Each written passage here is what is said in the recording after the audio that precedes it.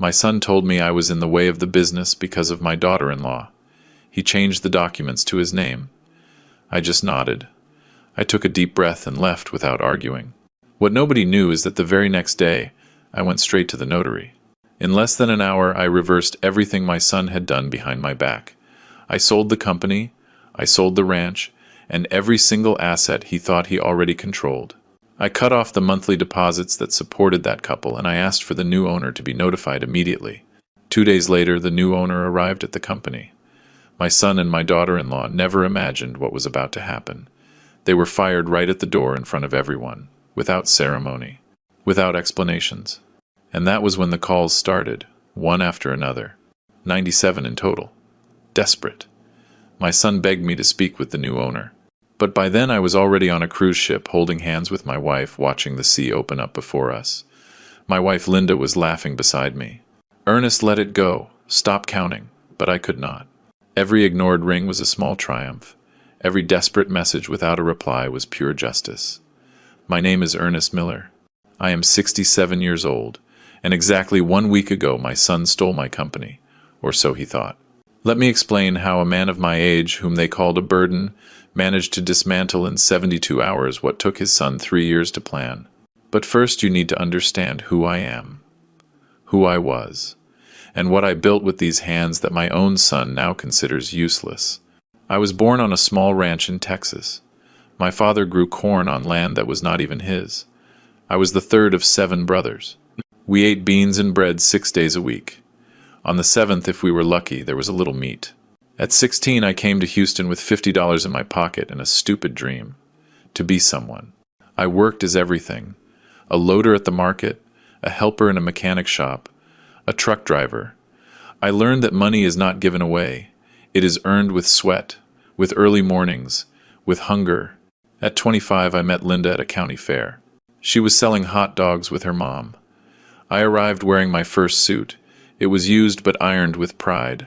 I bought 6 hot dogs from her, even though I was only hungry for 2. She laughed at me. "Are you going to eat all that by yourself?" "No," I told her. But I needed an excuse to stay here longer.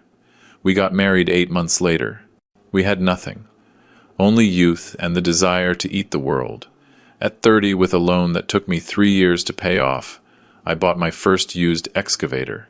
I started renting excavation services to construction companies. Linda kept the accounts in a kitchen notebook. We worked 16 hours a day, we slept 5. But we grew. In 10 years, I already had 5 machines. In 15, a fleet of 20 units and my own workshop. In 20, I founded Miller Machinery Incorporated, a company that not only rented equipment but manufactured it. We innovated. We adapted foreign technology to American needs. At 50 years old, I was the owner of a company that invoiced $4 million a year. I bought a 300-acre ranch where Linda always dreamed of raising horses. I built a 2-story house with a view of the mountains. And I gave my son Ryan everything I never had: the best private schools, university in Chicago, trips abroad, a new car when he turned 18, a position in the company without having to beg for opportunities like I did. Ryan grew up without knowing what hunger was, without knowing the humiliation of borrowing money, without understanding that respect is earned, not inherited. 3 years ago, he married Jessica. She came from Dallas, from a family with new money.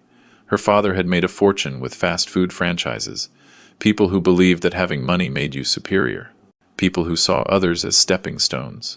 Since the wedding, Linda had a bad feeling. "That girl has eagle eyes," she told me. Calculating, always measuring. I defended her. It is just her way. She comes from another world. She will adapt. How wrong I was. The first 6 months were normal. Jessica smiled at Sunday dinners. She asked about the business with genuine interest, or so it seemed. But then she started accompanying Ryan to the office. "I just want to learn about the family business," she said. "Someday we will have children, and I want them to understand where their heritage comes from." I nodded. It seemed logical to me, even admirable. But Jessica did not come to learn. She came to conquer. She started subtly.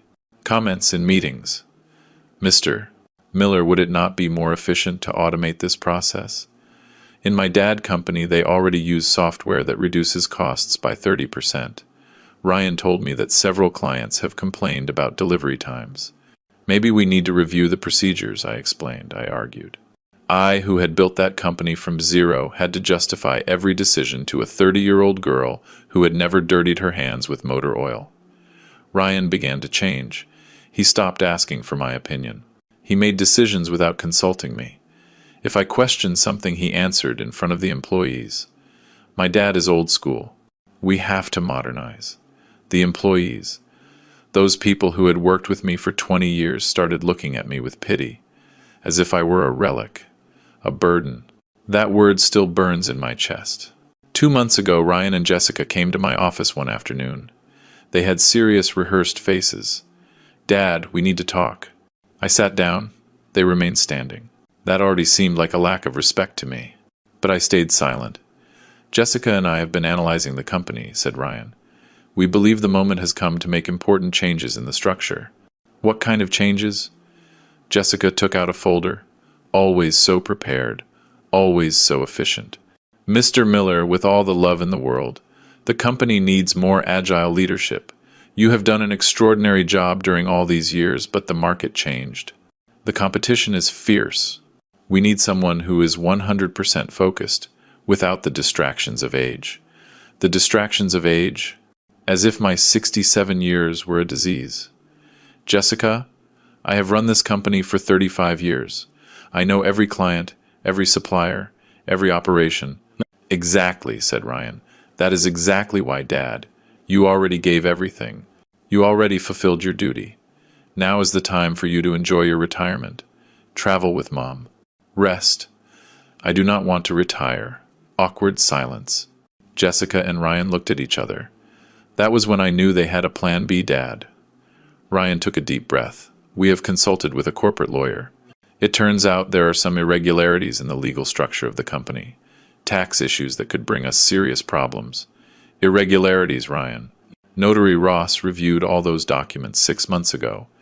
Everything is in order." "Well, this lawyer is a specialist in modern corporate law. He says the best way to protect the family assets is to transfer the shares to the next generation. It is common, Dad.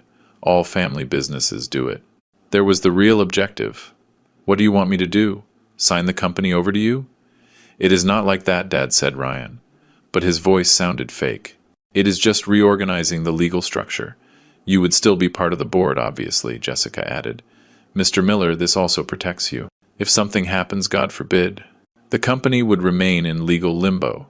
This way we ensure continuity." I looked at them in silence. At my son, the man I once carried on my shoulders through the streets of the ranch, the boy who cried when I left him at school, the young man who hugged me when I gave him the keys to his first car. Now that man saw me as an obstacle. "It is fine," I finally said. They blinked surprised. "It is fine?" Ryan repeated. "Yes. If you believe that is best for the company, we will do it. But I want to review all the documents calmly. Have the lawyer send them to me. I will give you an answer in a week." Jessica smiled. "Victory." "Of course, Mr. Miller. Attorney Carter will send you everything by mail." They left my office holding hands. I watched them walk away. Ryan whispered something in Jessica's ear. She laughed. I was left alone at my desk. The same desk where I had signed my first big contract, where I had celebrated every triumph, where I had cried in silence when the company almost went bankrupt in the crisis of 2008 and I managed to save it. Now that desk was no longer mine, or so they believed. Linda entered half an hour later. She knows me too well. "Ernest, what happened?" "You have that face." I told her everything, every word, every betrayal disguised as business advice. My wife, that woman who has shared 40 years of laughter and tears with me, sat in silence. Then she said something that surprised me. "What are you going to do?" She did not tell me to forgive them. She did not ask me to think it over. She just asked me what I was going to do. Because Linda had also seen the contempt in Jessica's eyes. She had also heard the comments. The documents arrived 2 days later. A thick manila envelope delivered by private courier. The sender, Attorney Gerald Carter, corporate lawyer. Address in the most elegant area of Houston, of course. I opened it in my office. Linda was with me. I wanted her to see everything. It was 40 pages of legal jargon, fancy words, tangled clauses, paragraphs designed to confuse. But I was not stupid. I had been signing contracts for 35 years. I knew how to read what really mattered. And what mattered was on page 15. Mr. Ernest Miller totally and irrevocably cedes ownership of the shares representing 100% of the capital stock of Miller Machinery, Inc. in favor of Mr. Ryan Miller. Total, irrevocable, 100%. They were not asking me to share the company. They were taking it from me. I kept reading. There was more. Mr. Ernest Miller resigns from any administrative directive or legal representation position within the company, committing not to intervene in operational, strategic, or financial decisions. They were kicking me out of my own company. But there was something else that froze my blood. A clause in small print almost hidden on page 32. The grantor acknowledges having received as consideration the symbolic amount of $1, declaring his conformity and releasing the assignee from any additional obligation. $1. My company, my life, my sweat, my blood. For $1, Linda read over my shoulder. I heard her hold her breath. Ernest, this is robbery. Yes, I said with a calm voice. Too calm. That is exactly what it is. My phone rang. Ryan. Dad, did you receive the documents? Yes, son. I am reviewing them. Perfect. Attorney Carter says we can sign on Friday at his office. I will pick you up at 10 in the morning. Jessica will also be present, so she understands the whole process well. Of course Jessica was going to be present. She was the architect of all this. Ryan, I have some doubts about certain clauses. I heard a sigh of impatience on the other end of the line. Dad, that is why the lawyer will be there. He explains everything to you. But believe me, this is the best for everyone. I already spoke with the accountant and the director of operations. Everyone agrees the company needs this change. You spoke with my employees. My employees? Without consulting me. It is fine, Ryan. See you on Friday. I hung up before he could keep talking. Linda looked at me with those eyes I knew so well. Worry mixed with fury. What are you going to do, Ernest? I got up from my chair. I took the envelope with the documents. I walked to the window of my office. That window from where I could see the workshop, the machines, the trucks with my last name painted on the sides. I am going to go to that appointment on Friday, I said. Are you going to sign? I turned to her. I am going to sign, but not what they expect. Linda knew me too well. She saw something in my eyes. Something she had not seen in years. Determination, coldness, strategy. What do you plan? I am going to need you to trust me, my love, and accompany me in something that might seem crazy. She got up. She walked towards me. She took my hands. I have spent 40 years trusting you, Ernest Miller. I am not going to stop now. That night I did not sleep. I stayed in the home study with a cup of coffee that got cold without me tasting it. On my computer, I opened all the company files. Contracts, property titles, financial statements, bank accounts. I reviewed every document with the patience of a surgeon. I looked for every legal detail, every clause, every vulnerable point, and I found it. At 6 in the morning on Wednesday, I left the house without waking Linda. I left a note in the kitchen. I will be back late. Do not worry. Everything is going to be fine. I drove to downtown Houston. I did not go to my office. I went straight to the office of Mr. Harvey Ross. Harvey was the notary who had handled all my legal affairs since I founded the company.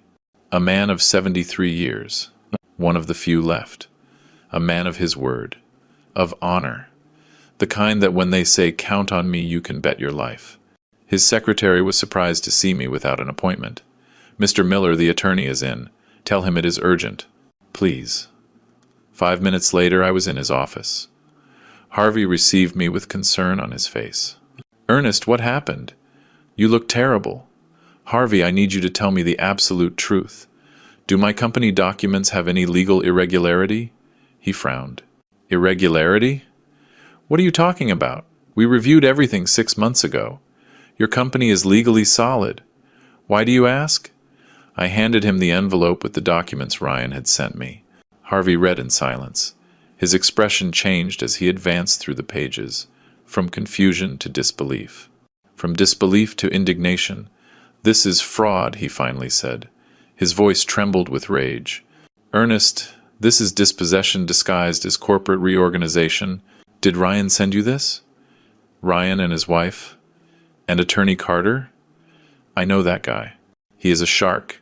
He specializes in this type of operation. He helps children strip their parents of their companies. Everything perfectly legal on paper, but morally repugnant." "Is it legal?" Harvey sighed. "If you sign these documents in front of this notary they chose, yes, it would be completely legal. You would lose everything. The company, your position, your right to speak.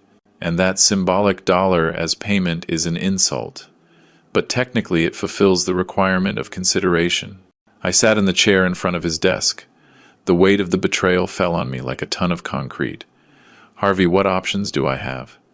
He took off his glasses. He cleaned them with a handkerchief. He took his time to answer. "Legally, as long as you do not sign, the company is still yours. Totally yours, you have absolute control, but if you sign, I am not going to sign that. But I need to do something else.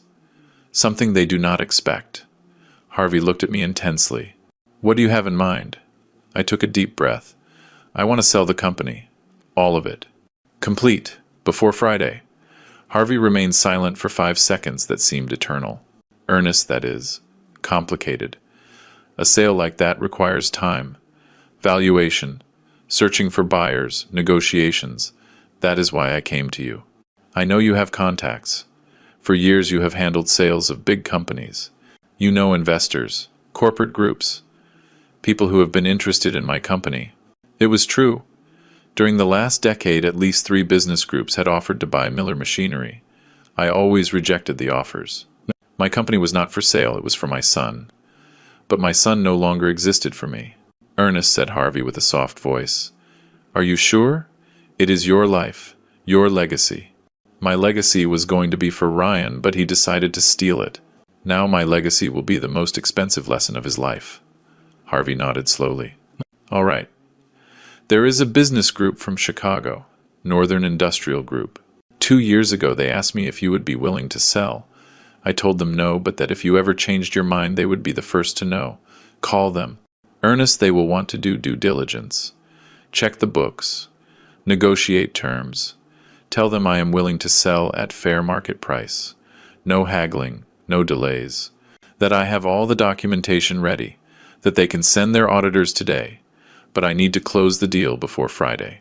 Harvey looked at me as if he were seeing another person. "This is extreme. They tried to be extreme with me." "I am just returning the favor." Harvey picked up his phone. "Give me 2 hours." I left his office at 9 in the morning.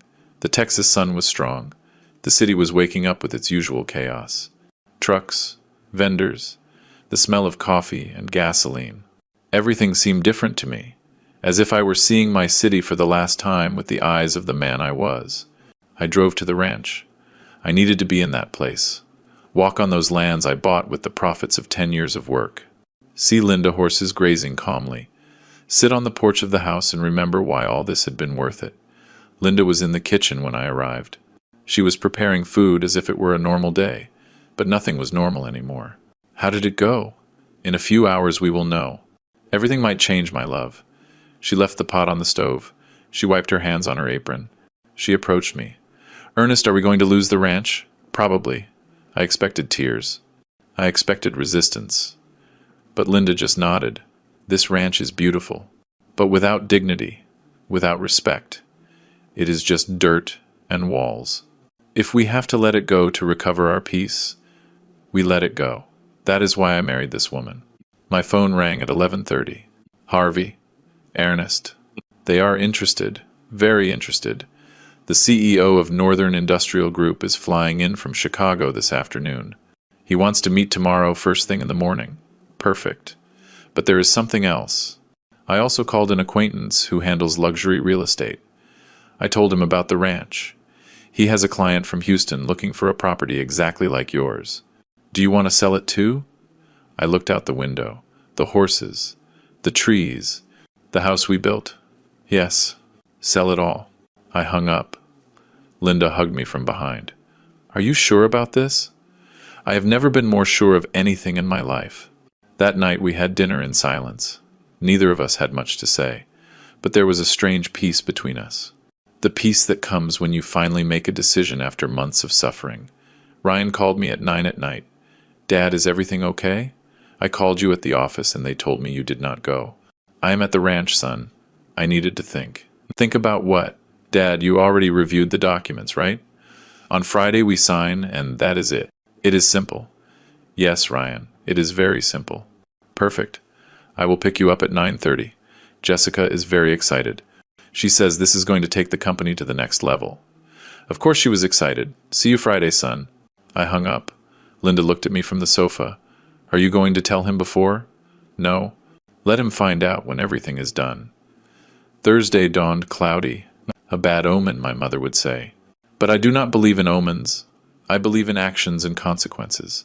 At 8 in the morning I was at Harvey office. With me were 3 men in suits. The CEO of Northern Industrial Group, his financial director and his corporate lawyer, and Mr. Miller, said the CEO. A man of about 50. We have admired your company for years. The way you have innovated, your reputation with clients, the loyalty of your employees. It is exactly the type of operation we want in our portfolio. They reviewed the numbers. All night. Your books are impeccable. The company is even more solid than we thought. How much do you offer? The financial director slid a document across the table. $6 million. Cash. Immediate transfer. It was a good price. Fair. Maybe even generous. When can you close? Today. Now. If you are ready. I looked at Harvey. He nodded. The documents were prepared. There is one condition, I said. The 3 men looked at me with attention. My son Ryan works in the company as director of operations. My daughter-in-law Jessica is also on the payroll as an advisor. I want both of them fired immediately after the sale is finalized. The CEO did not blink. Personal reasons? Completely personal. Understood. It is part of the deal. We signed for 2 hours, every page, every clause, Harvey explained. I signed. The lawyers certified. At 11 in the morning on Thursday, Miller Machinery, Inc. was no longer mine. $6 million appeared in my bank account. An amount I never imagined having altogether. An amount that represented 35 years of my life. But I did not feel joy. I only felt emptiness. Mr. Miller, said the CEO. We will take control of the facilities tomorrow first thing in the morning. Our team will arrive at 8. Do you want to be present? No. Send your people. I have nothing left to do there. We left the office. Linda was waiting for me in the car. She saw my face and knew. Done? Done. She took my hand. And the ranch? The buyer comes tomorrow at 2 in the afternoon. He offered $1.5 million. I accepted. Linda closed her eyes. A tear rolled down her cheek. The first I saw in this whole process. 40 years on that ranch. Ernest, I know, my love. I know. But there was no turning back. That afternoon I did something else. Something I knew would hurt. I entered the banking system. Ryan and Jessica had corporate cards from the company. I deposited $2,500 monthly to each of them besides their salaries. Money for expenses, for trips, for their whims. I canceled the cards. I closed the accounts. I stopped the automatic deposits. I also spoke with my accountant. Joe, I need you to stop all payments to Ryan Miller and Jessica Miller. No explanations. Just stop them. Joe, who had been handling my company finances for 20 years, hesitated. Mr. Miller, did something happen? It happened that I no longer work here. The company was sold, and they are going to find out very soon. My God, do not worry about your job, Joe. The new owners will want to keep the team, but Ryan and Jessica, they are leaving. I hung up. Linda found me in the home study that night. Ernest, you are very quiet. I am waiting. Waiting for what? Waiting for the chaos to begin. And the chaos began exactly at 8:15 in the morning on Friday. Ryan arrived punctual at the ranch to pick me up. He rang the bell 3 times. I was looking out the window. Linda was packing suitcases in the bedroom. I did not open. Ryan knocked again. Then he called my cell phone. I did not answer. I heard his voice outside. Dad? Are you there? We are going to be late with Attorney Carter. Silence. Ryan waited 10 minutes more. Then he left. At 8:45, I got a text message. Dad? Where are you? We are waiting for you at the notary. I did not reply. At 9:30. Another call. I did not answer. At 10 in the morning, the CEO of Northern Industrial Group arrived at the Miller Machinery offices with his full team. I was not there. But Joe told me everything afterwards. Ryan was in his office when they entered. The new owner introduced himself. He extended his hand. Good morning, I am Robert Ellison, new owner of this company. Starting today, I assume total control of operations. Ryan went white. What? What are you talking about? My father is the owner. Your father sold the company yesterday. The transaction is complete and certified. Here are the documents. Ryan took the papers with trembling hands. He read. He could not believe it. This is a mistake. My father was going to transfer the company to me today. We have an appointment. I am sorry, Mr. Miller, but I must inform you that your services are no longer required in this company. Same goes for Mrs. Jessica Miller. You are both fired effective immediately. Jessica, who had heard everything from her adjoining office, ran in. Fired? You cannot do that. This is a family business. It was a family business, corrected Ellison with a serene voice. Now it is property of Northern Industrial Group, and you two are not part of our plans. Ryan took out his phone. He dialed me. I did not answer. Jessica also dialed. I did not answer either. Joe told me that Ryan started shouting, that Jessica cried, that they threatened with lawsuits, that they called Attorney Carter, who could do absolutely nothing because the sale was completely legal. At 11 in the morning, security escorted them out of the building. My son expelled from the company I built, the company he tried to steal from me. The calls began. 1, 2, 5, 10. I was at the ranch packing the last things with Linda, seeing my phone vibrate again and again. Are you not going to answer? She asked. Not yet. At 2 in the afternoon, the buyer of the ranch arrived. A businessman from Houston looking for a quiet place for his family. He liked everything. We signed. $1.5 million transferred. Linda said goodbye to the horses. She stroked their noses one by one. She cried in silence. I loaded the suitcases into the car. At 4 in the afternoon, we left the ranch for the last time. Linda turned to see it disappear in the rearview mirror. I kept my eyes to the front. Where are we going, Ernest? To the airport. I have a surprise. At the airport, at the counter of a cruise line. I picked up 2 tickets. 15 days through the Caribbean, I told Linda. We leave in 2 hours. She looked at me with eyes full of tears.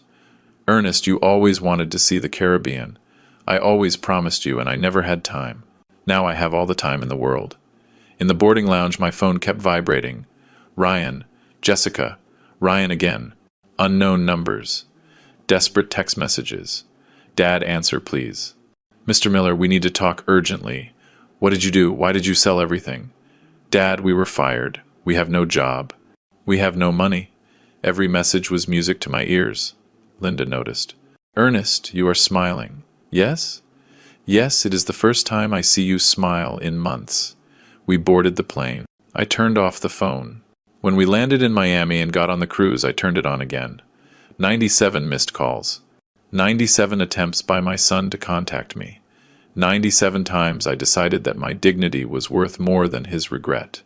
Now I am here on the deck of this ship telling you this story. Linda is sleeping in the suite. Outside, the sea is infinite. The sun is setting. There is music in the distance, and I finally breathe in peace. The sea was calm that first night on the cruise. I was not. Linda slept deeply in the king-size bed of our suite, exhausted by the emotional weight of the last days. I was on the private balcony with a glass of whiskey in my hand, watching the lights of the port of Miami disappear in the distance while the ship entered the darkness of the ocean. My phone rested on the table. I had turned it on again out of curiosity. Mistake. 103 missed calls now, 6 more since we boarded. 42 text messages. I decided to read them. I do not know why. Maybe I wanted to confirm I had done the right thing. Maybe a masochistic part of me needed to see how far my son's despair had gone. The first messages were of confusion. Dad, where are you? Attorney Carter says you did not arrive at the appointment. Did something happen? Call me, please. Dad, people arrived at the company saying they bought everything. Is this a joke? Then came the disbelief. I was just fired from my own company. What is happening? Jessica was also fired. Dad, I need you to explain what you did. They kicked us out into the street as if we were criminals.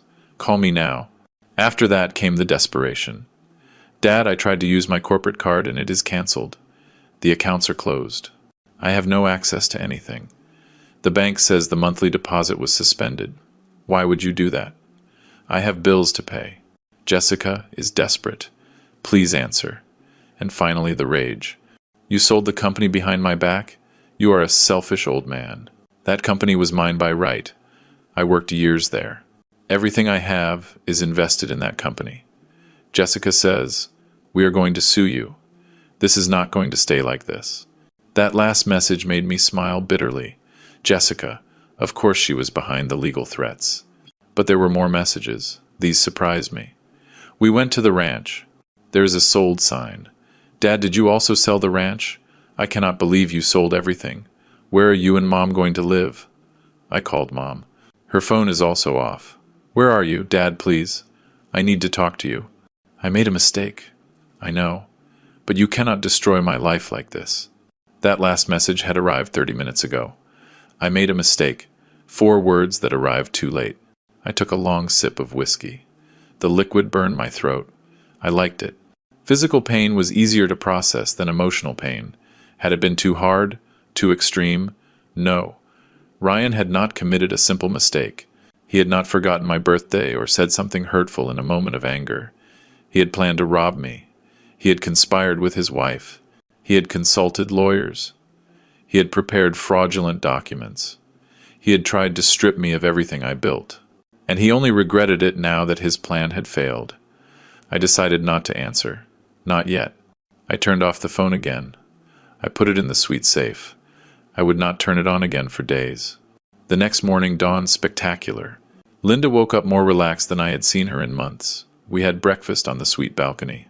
Fresh fruit, eggs, freshly made coffee. The Caribbean sun shone over the turquoise water. Did you sleep well? She asked me while spreading jam on toast. Better than I expected. Did you check the phone? I put it away. I am not going to look at it for days. She nodded. She knew it was best. Ernest, do you think we did the right thing?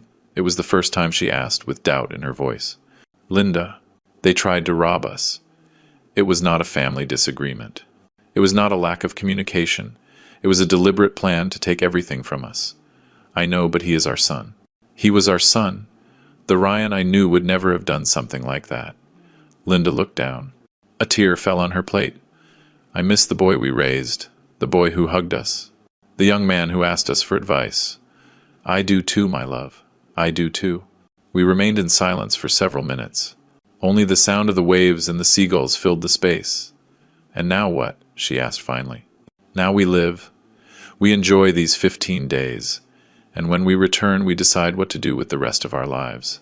And Ryan? Ryan will have to learn to live with the consequences of his decisions, like everyone else. We spent the day exploring the ship. It was huge. 12 floors of luxury, restaurants, theaters, casinos, pools, thousands of people enjoying their vacation without the slightest worry. For the first time in months, I also allowed myself not to worry. That afternoon, while Linda sunbathed by the pool, I sat at a bar overlooking the sea. I ordered another whiskey. The bartender, a Jamaican with an easy smile, noticed something in my expression.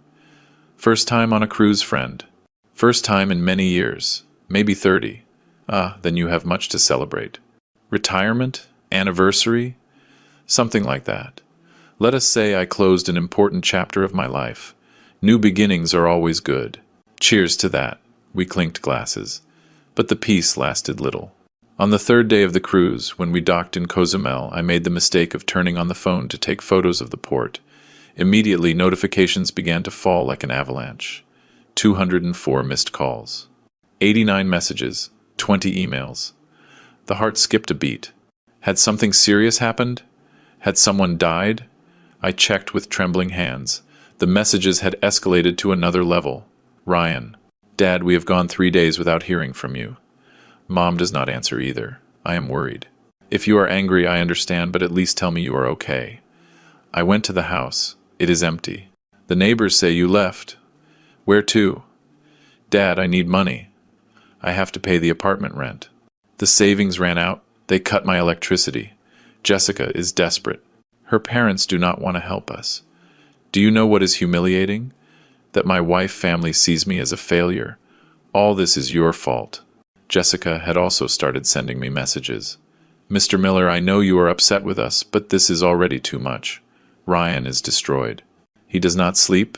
He does not eat. He just cries. You are his father. How can you do this to him? My lawyer says we can sue you for dispossession, for family abandonment, for manipulation. You are going to end up losing in court, and then you really will have nothing left. But the message that impacted me most was from Joe, my ex-accountant. Mr. Miller, I need to speak with you urgently. Ryan came to the company yesterday. He made a scene. He screamed in front of all the employees. He said you betrayed him, that you stole his future. The new owners had to call security to remove him. He is very bad, Mr. Miller. Very bad. I closed my eyes. I took a deep breath. Linda approached. We were on the deck of the ship ready to go down to explore Cozumel. What happened? You went pale. I showed her the messages. She read them in silence. Her expression changed from worry to sadness, and finally to something I did not expect. Anger. Manipulation, she said with a hard voice. That is what they are doing. Emotional manipulation. Linda. No, Ernest. Listen to me well. Ryan tried to rob you. He called you a burden. He prepared documents to strip you of your company. And now that it went wrong, he comes to play the victim. How can his father do this to him? Seriously? And how could he try to rob you? I had never seen Linda so furious. She was always the voice of conciliation, the one who asked for calm, the one who looked for peaceful solutions. But not anymore. That girl, she continued, referring to Jessica, is poisoning him more. Legal threats. Lawsuits. As if you were the criminal here. Maybe I should call them. Explain to them. Explain what, Ernest? That you tried to defend yourself? That you were not going to allow them to rob you? You do not owe them explanations. They owe you an apology. A real apology. Not this theater of victims. She was right. Linda was completely right. I turned off the phone again. You are right. I am not going to answer. Not yet. We went down to Cozumel. We tried to enjoy the day. We visited Mayan ruins. We ate fresh fish on the beach. We bought crafts. But my mind was still on those messages. On my son, despair. As much as I tried to justify my actions, a part of me felt guilt. Was it right to let Ryan hit rock bottom like this? Was it not my responsibility as a father to help him? Even when he had betrayed me. That night back on the cruise, I could not sleep. I went out to the balcony at 2 a.m. The ocean was dark. The stars shone with an intensity never seen in the city. I thought about my own father. He died when I was 30, a man of the countryside, of calloused hands and few words. He never told me he loved me. He never hugged me. But he taught me something important. Ernest, in this life, nobody is going to give you anything. Everything you want, you have to earn it. With work, with sacrifice. And if someone tries to take what is yours, do not let them. Never let them. Those words had guided me all my life. And now was I letting them? Or was I defending myself? The answer came with clarity. I was defending myself. Ryan had all the opportunities. Education, work, respect, love. But he chose ambition over loyalty. He chose Jessica over his family. He chose money over dignity. Those were his decisions. Not mine. On the 5th day of the cruise, on an island called Grand Cayman, I finally turned on the phone again. 308 missed calls. 122 messages. But this time there was something different. Messages from other people. My sister Rose. Ernest, what is happening? Ryan called me crying. He says you sold everything and abandoned them. Is it true? My cousin Hector. Buddy, I heard about the business. Ryan is going around saying you went crazy. That Linda and you disappeared. Call me. My buddy Julian. Ernest, I need to know your version of the story. Ryan came to my house asking for borrowed money. He says you left him on the street. What really happened? Ryan was moving the family, painting me as the villain, seeking support, seeking money. Typical. I decided to answer only my buddy Julian. He was a fair man, a businessman like me, someone who would understand. I dialed him. He answered on the second ring. Ernest, finally. Buddy, where the hell are you? In the Caribbean, on a cruise with Linda. Silence on the other end. On a cruise. But Ryan said that. Julian, let me tell you what really happened. And I told him everything. From the beginning. The slights, Jessica comments. The plan to steal the company. The fraudulent documents. The transfer for $1. Julian listened in silence. When I finished, I heard a deep sigh. Son of a... Do you believe me? Of course I believe you, buddy. I have known Ryan since he was a kid. He was a good boy. But that Jessica, since he married her, he changed. My wife also noticed. There are women who poison Buddy, and your daughter-in-law is one of those. What exactly did Ryan tell you? That you became paranoid, that you sold the company without warning him, that you left them without work and without money, that Linda and you disappeared and he is worried. He asked me for $50,000 borrowed to pay his debts. And did you lend it to him? No. I told him first I needed to speak with you. That is why I am glad you called. Buddy, what are you going to do? Nothing. Let him learn. He is your son, Ernest. He was my son. The son I raised would not have betrayed me like that. Another silence. I understand your anger, but the boy is desperate. I saw his face when he came. He is destroyed. Good. Let him know how it feels. Ernest. Julian. You have 3 children. Hardworking. Respectful. What would you do if one of them tried to steal your company? He did not answer immediately. Probably the same as you, he admitted finally. But it would hurt me, buddy.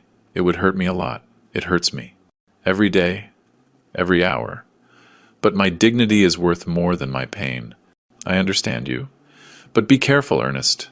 A wounded son can do unpredictable things. And that Jessica seems like one of those who do not stay with crossed arms. Let them do what they want. The law is on my side. I sold what was mine. I did not commit any crime. We said goodbye. But his words stayed spinning in my head. A wounded son can do unpredictable things. On the 7th day of the cruise, we were in Jamaica, Montego Bay. Linda and I snorkeled in crystal clear waters. We saw colored fish that seemed painted. We ate jerk chicken in a restaurant with our feet in the sand. For moments, I managed to forget everything. For moments, I was just a 67-year-old man enjoying life with his wife. But the moments did not last. That night, while we dined in one of the elegant restaurants of the cruise, my phone vibrated in my pocket. I had turned it on to take photos during the day. A message from an unknown number. Mr. Miller, I am attorney Gerald Carter, the lawyer who prepared the documents for the transfer of your company. I need to speak urgently with you. Ryan Miller and Jessica Miller have hired me to initiate legal actions against you. Call me, please. The bite of food got stuck in my throat. Linda noticed my expression. What happened? I showed her the message. She pursed her lips. Her hand trembled slightly when she took her glass of wine. We knew this could happen. Yes, but reading it is different. Are you going to call him? No, that guy worked for them. He prepared the documents to rob me. Now he wants to negotiate. Surely they sent him to scare me. What if the lawsuit is real? Let them sue. I have all the documents. I have witnesses. I have Notary Ross on my side. They have no case. But the dinner was already ruined. The taste of the food had turned to ash in my mouth. The next day, more messages from Attorney Carter. Mr. Miller not responding is not going to make this disappear. My clients are willing to reach an agreement, but we need to talk. If you do not respond in 48 hours, we will proceed with the formal lawsuit. I decided to do something that was maybe stupid, but I needed to do it. I responded, Attorney Carter, you prepared fraudulent documents to strip me of my company. You tried to be an accomplice to a legal robbery, and now you want to negotiate. The answer is no. Sue if you want. See you in court. The answer arrived in minutes. Mr. Miller is misinterpreting the situation. Those documents were perfectly legal. Your son has rights over that company. He worked there for years. He worked with a generous salary that I paid him. The company was mine, completely mine, and I sold it. End of story. It is not that simple. There are laws about family businesses, about legitimate expectations of inheritance, about paternal obligations. Talk to a judge then. I already spoke with mine. I blocked the number. Linda hugged me that night in the suite. I am proud of you, that you do not let yourself be pushed around. Do you think I am doing the right thing? I think you are defending what you built, and that can never be wrong. But I was no longer so sure. On the 10th day the cruise docked in the Bahamas. Nassau, a paradise island where the rich of the world went to hide their money and their secrets. We were walking through the local market when I received a call from Harvey Ross, my notary. Mr. Miller, where are you? In the Bahamas. Why? Ryan and Jessica filed a formal lawsuit, dispossession, moral damage, family abandonment. They are asking for $8 million in compensation. The world stopped for a second. $8 million? That is a ridiculous amount. They are never going to get it. But the lawsuit is real.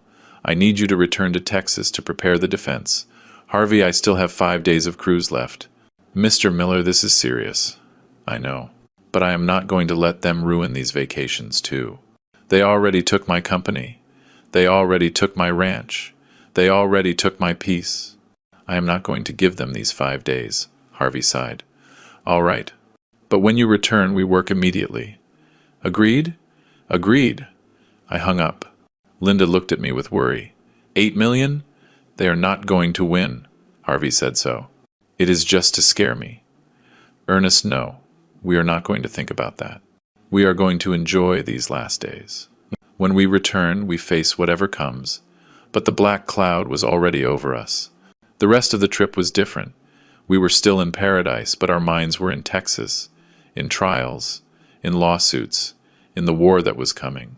The last night on the cruise, I organized a special dinner in our suite. I ordered champagne, lobster, the best wine. I wanted to end the trip with some dignity. Linda put on her favorite dress. I put on the suit she had given me on our last anniversary. We toasted on the balcony with the dark sea extending to infinity. To us, I said, to 40 years together, to everything we built, to everything we lost, and to everything we still have left. To us, she repeated, and her eyes shone with tears. We made love that night like we hadn't in years, with urgency, with passion, as if we needed to confirm that we were still alive, that we were still us. Afterwards, lying in the dark, Linda asked me something that broke my heart. Ernest, do you think someday Ryan will understand why you did this?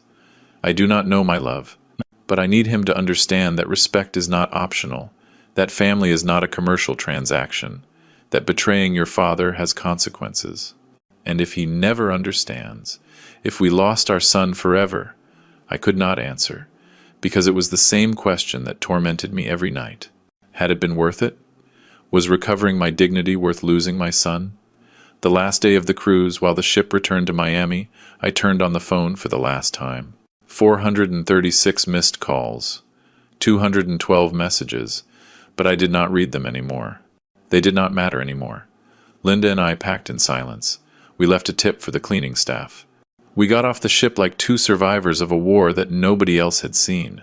In the Miami airport, waiting for our flight back to Houston, I finally decided to listen to the last voice messages Ryan had left. There were 17. The first was of rage. Dad, this is the last straw. Disappearing like this. You do not even have the guts to show your face. The fifth was of desperation. Dad, please, I need to speak with you. Jessica and I have no money. They are going to kick us out of the apartment. The 10th was a plea. Dad, I made a mistake. I admit it. But I do not deserve this. Please call me. The last message had arrived just 6 hours ago. It was different. Ryan's voice sounded tired. Defeated. Dad, I do not know if you are going to listen to this. Probably not. Probably you already erased me from your life. Jessica says you are a cruel old man who stole our future. But I just want to know if you are ever going to forgive me, if we can ever talk again, because I miss my dad. Even if I was an idiot, even if I tried something unforgivable, I miss you, Dad, and I am sorry. I am truly sorry. His voice broke at the end. I heard a sob before he hung up. Linda saw tears rolling down my cheeks. What did he say? That he is sorry. That he misses me. Are you going to answer him? I looked at the phone. I looked at my wife. I looked at all the people in the airport, living their lives without any idea of the pain I carried. Not yet, but soon, because there was something Ryan needed to understand. Forgiveness is earned, it is not begged for, and I needed to know if his regret was real, or just another manipulation to recover what he had lost. We boarded the plane back to Texas, back to face the lawsuits, the trials, the divided family, the looks of pity or judgment, but also back to rebuild, to decide what to do with the rest of our lives. Because for the first time in 35 years, I was completely free. I had no company to manage. I had no ranch to maintain. I had no employees to worry about. I only had Linda, $8 million in the bank, and a whole life ahead. The question was, what was I going to do with it? And more importantly, would I ever see my son as my son again, and not as the man who tried to rob me? Those answers would arrive soon, very soon. The plane landed in Houston at 8 at night. Rain, of course it was raining, as if the sky wanted to give the perfect welcome to our return to reality. Linda and I went through customs in silence. We collected the suitcases. Neither of us wanted to leave the airport, because outside everything we had left pending waited for us. In the taxi on the way to a hotel I had reserved from Miami, I turned on the phone for the last time. 500 missed calls. I did not count them all. The number did not matter anymore. But there was a message from Harvey Ross that I could not ignore. Mr. Miller, I need to see you tomorrow without fail. The lawsuit advanced faster than expected. There is a preliminary hearing in 3 days. And there is something else you have to know. Call me as soon as you arrive. Something else you have to know. Those words put a knot in my stomach. I dialed him from the taxi. Mr. Miller, are you already in Houston? I just arrived. What is happening, Harvey? What is that something else? I heard a heavy sigh on the other end. It is better we talk in person. Tomorrow at 9 in my office. Harvey, do not do this to me. Tell me now. Another silence. Ryan went to the media, to a local news program. He gave an interview. The world stopped. What? He told his version of the story. He said you stripped him of his heritage, that you sold the family company behind his back, that you left them on the street without explanation, that you disappeared with his mother and nobody knew if you were alive. That son of a... Ernest, control yourself. I know you are furious, but we have to handle this with intelligence. Public opinion can affect the case. When did that interview come out? 4 days ago. It went viral on social media. There are thousands of comments. The majority is on his side. On Ryan's side, yes. They paint him as the victim, the hard-working son stripped by a selfish father. You do not look good in this, Mr. Miller. I hung up. My hands trembled with rage. Linda looked at me with terror. What happened? Ryan spoke to the media. He is defaming us publicly. My God. I asked the taxi driver to take us directly to my sister Rose's house. I needed to see that interview. I needed to know exactly what my son had said. Rose opened the door with a face of surprise and relief. Ernest, Linda, thank God you are okay. I have been trying to locate you for days. I know, Rose. I am sorry. Did you see Ryan interview? Her expression changed to discomfort. Yes, I saw it. Show it to me.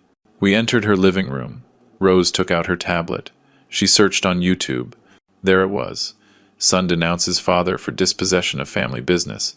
Full testimony. 400,000 views. I pressed play. The screen showed Ryan sitting in a television studio. He looked gaunt. Deep dark circles. Beard of several days. The perfect image of a destroyed man. The host, a woman of about 40 with a sensationalist tone, began. Ryan Miller worked for 10 years in his father company, a family business that he believed would someday be his. But everything changed in a week. Without prior warning, his father sold everything and disappeared. Ryan, thanks for being here and sharing your story. Ryan wiped his eyes. Perfect acting. Thanks for receiving me. It is hard to talk about this, but I need people to know the truth. Tell us what happened exactly. My father is a man I admire, or admired. He built an incredible company from zero. He taught me everything I know about business. I worked by his side for years. I thought we were a team, that someday I would take the reins and he could retire calmly. And what changed? My wife, Jessica. She started helping me with ideas to modernize the company. My dad took it as a threat, as if we wanted to take his place. He started distancing himself, making decisions without consulting us. Lies. Pure lies. The host nodded with fake empathy. And what happened next?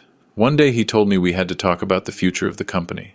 I thought he was finally going to formalize my position as his successor, but it turned out he had already sold everything, behind my back, without telling me anything. I arrived at the office and there were new people. They told me I was fired, that the company no longer belonged to my family. And your father? Disappeared? He and my mom. They turned off their phones. Nobody knew where they were. I thought something bad had happened to them. His voice broke, perfectly timed tears. The host handed him a tissue. Ryan, did your father give you any explanation? None. To this day, I do not know why he did this. Why did he punish me like this? I worked hard. I gave everything for that company, and he simply erased me from his life. How are you surviving? With difficulty. My wife and I lost our income from one day to the other. We have debts. The landlord of the apartment where we live is pressuring us. My savings ran out and my dad still does not answer. Have you tried contacting him? Hundreds of times. Calls. Messages. Nothing. It is as if his own son did not exist. The host turned to the camera with a dramatic expression. A heartbreaking story. A father who abandons his son without explanation. Without compassion. We will continue following this case. The video ended. I stood looking at the blank screen. Rage boiled inside me. Linda had her hands over her mouth. Rose looked at us without knowing what to say. Is any of that true, Ernest? My sister finally asked. What do you think, Rose? Do you know me or not? I know you, but Ryan is your son. I do not understand what could have happened for you to reach this point. I told her everything. The complete truth. The fraudulent documents. The plan to strip me. The word burden. The transfer for $1. Rose listened with her eyes opening wider and wider. My God, Ryan tried to rob you? He did not try. He planned it. With lawyers, with documents, with full intention. And Jessica was the brain behind everything, I am sure. Rose shook her head slowly. I never liked that girl. Always so calculating. But Ryan? Ernest? Ryan was a good boy. Was. I do not know who he is now. We stayed at Rose's house that night. We had nowhere else to go. The ranch was sold. The main house, too. I could not sleep. I kept thinking about that interview. About the lies. About the manipulation. At 3 in the morning, I made a decision. If Ryan wanted public war, he would have it. At 9 sharp, I was in Harvey's office. Mr. Miller, you look terrible. I did not sleep, Harvey. I want to make a public statement. My version of the facts. It is not a good idea. In legal cases, speaking publicly can. I do not care anymore. My son painted me as a monster. People believe I am a cruel father who abandoned his family. I need them to know the truth. Harvey sighed. All right, but we will do it intelligently. No emotional television interviews. We will make a formal statement. With documents backing your version. Do you have copies of the papers Ryan wanted you to sign? I have everything. Every document. Perfect. Let us prepare a devastating response. We spent all day working. Harvey drafted a 3-page statement. Clear, direct, with verifiable facts. Mr. Ernest Miller responds to the public accusations of his son Ryan Miller, clarifying the real facts. 1. Mr. Ernest Miller founded Miller Machinery, Inc. 35 years ago with his own capital. The company was always his sole property. 2. His son Ryan worked in the company for 10 years with a salary above market value, additional benefits, and the expectation of learning the business. 3. In recent weeks, Ryan and his wife Jessica presented Mr. Nate Miller with documents transferring the totality of the company to Ryan, name with a compensation of $1 American. 4. Said documents were prepared without the knowledge or consent of Mr. Miller, constituting an attempted dispossession. 5.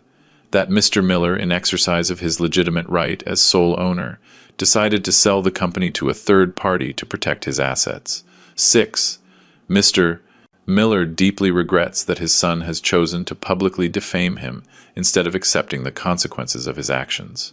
Attached are certified copies of the fraudulent documents prepared by attorney Gerald Carter at the request of Ryan Miller and Jessica Miller. What do you think? Asked Harvey. Perfect. Publish it. The statement came out that afternoon in the main media outlets, with scanned documents, with proof. The reaction was immediate. In a matter of hours, the narrative began to change. Comments on social media were divided. $1 seriously? That is blatant robbery? The son wanted to be too clever and it went wrong? Now I understand why the man sold everything. I would have done the same. But there were also critics.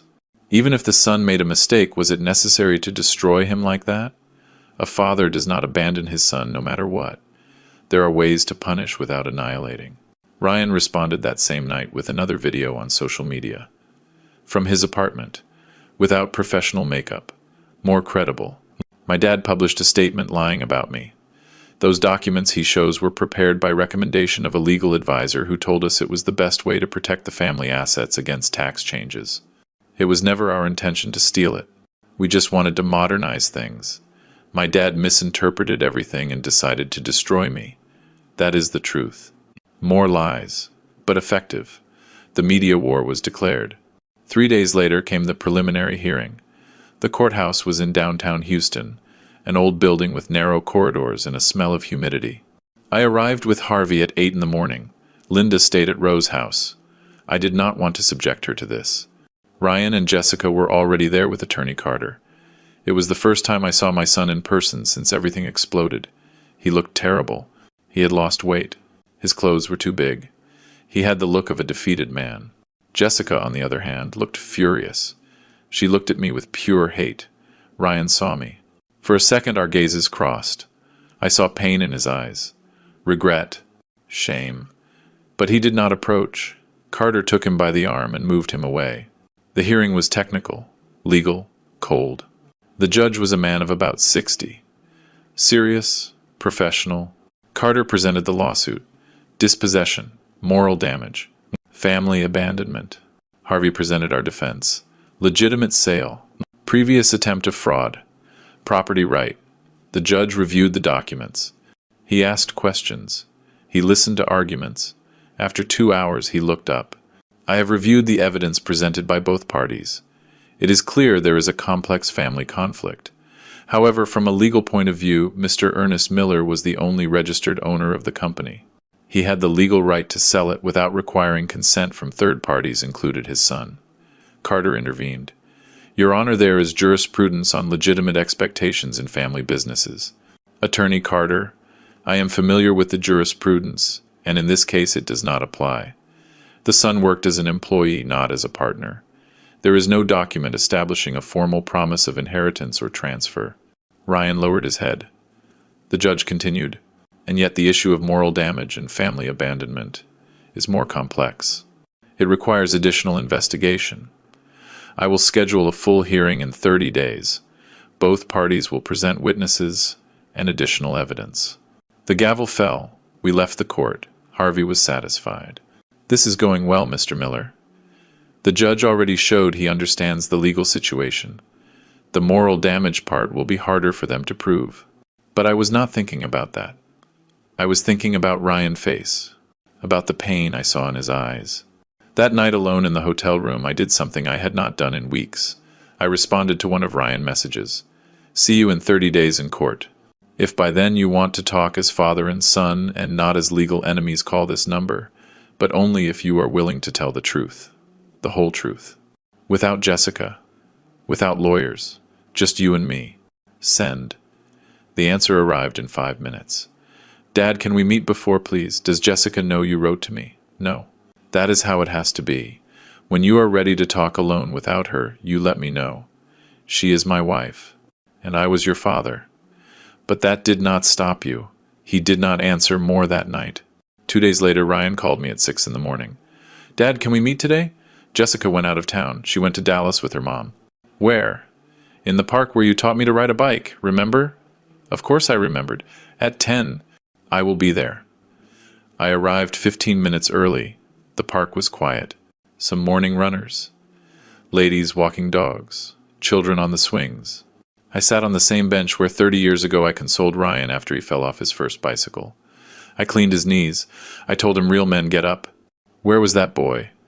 Ryan arrived punctual. He walked slow, insecure. He sat next to me. Neither spoke for a full minute. Finally he broke the silence.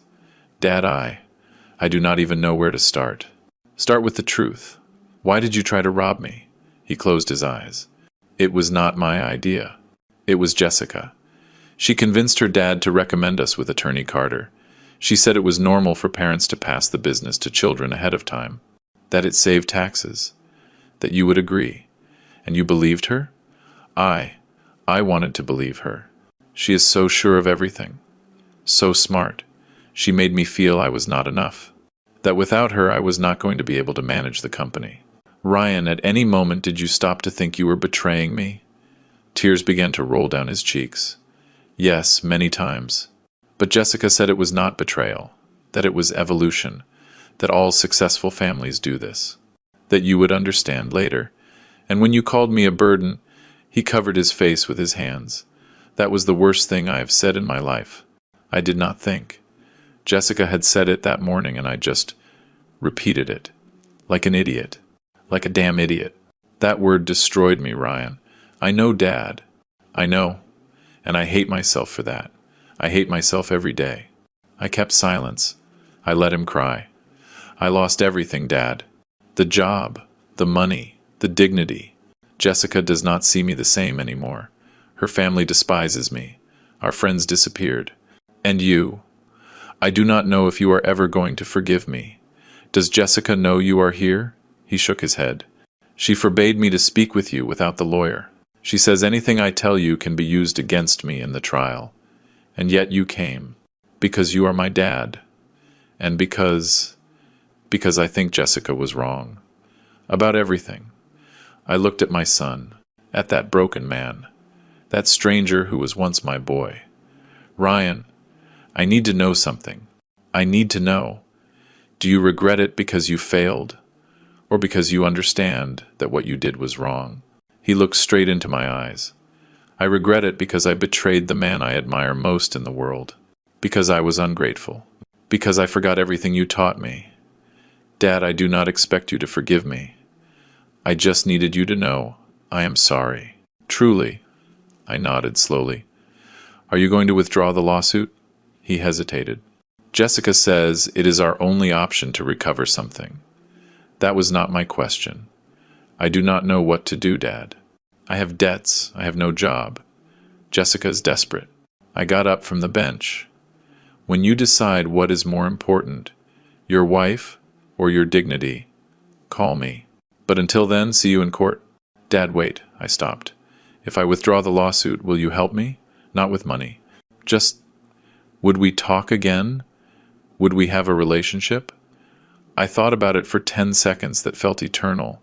If you withdraw the lawsuit, if you divorce that woman who poisoned you, if you get an honest job on your own, and if for a year you show me you understood the lesson, then I will consider forgiving you. But it will not be easy, Ryan. And it will not be quick. Divorce? Jessica was the poison. While you stay with her, you will stay sick. Dad, I love her. No. You love what she made you believe you were. But that was a lie. I walked away without looking back. 20 days later, 3 days before the final hearing, I received a message from Ryan. Dad, I withdrew the lawsuit. I asked Jessica for a divorce. I got a job at a hardware store. It is not much, but it is honest. I am not asking you to forgive me now. Just know that I am going to spend this year proving to you that I changed. I love you. Linda read the message over my shoulder. What are you going to do? Wait and see if this time he is telling the truth. 1 year later, Ryan and I had dinner together for the first time. Without lawyers, without Jessica, without grudges. It was not the same as before. It would never be. But it was a beginning, and sometimes a beginning is enough. Now I am 68 years old. Linda and I live in a modest apartment in Chicago. We travel when we want. We help causes that matter to us. Ryan works hard. He earned my respect again, little by little. Did I forgive him completely? No. It still hurts. But I learned that forgiveness is not forgetting. It is deciding that pain is no longer going to control your life, and that decision